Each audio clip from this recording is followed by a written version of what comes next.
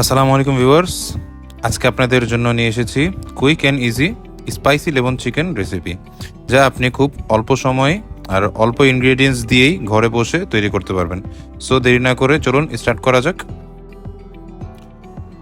So প্রথমেই নিয়ে নিলাম 400 গ্রামের দুটি ব্রেস্ট পিস দুটি ধুয়ে ভালো করে পরিষ্কার করে কেটে নিলাম। তারপর এর মধ্যে দিয়ে দিলাম 2 টেবিল চামচ রসুন কুচি, 4 টেবিল চামচ লেবুর রস,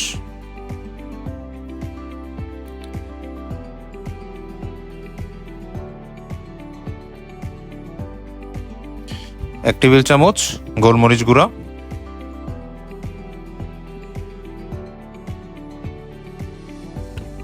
অরিগ্যানো 1 চা চামচ,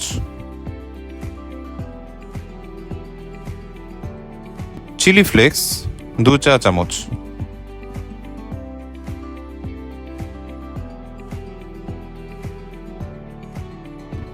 এবং লবণ আপনাদের স্বাদ মতো নিয়ে নেবেন।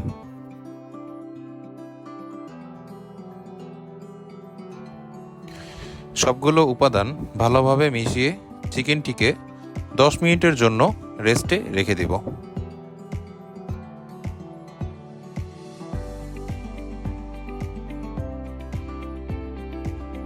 দশ মিনিটের জন্য রেস্ট হয়ে গেলে চুলায় একটি প্যান বসিয়ে তাতে 1 চা চামচ বাটার দিয়ে দিব।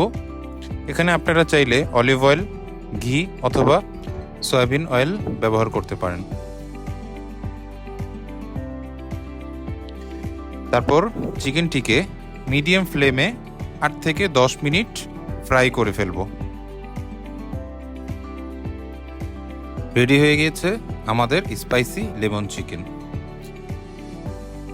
সো ভিডিওটি ভালো লেগে থাকলে লাইক দিবেন আর এমন নতুন নতুন রেসিপি পাওয়ার জন্য আমার চ্যানেলটি সাবস্ক্রাইব করবেন। Thank you.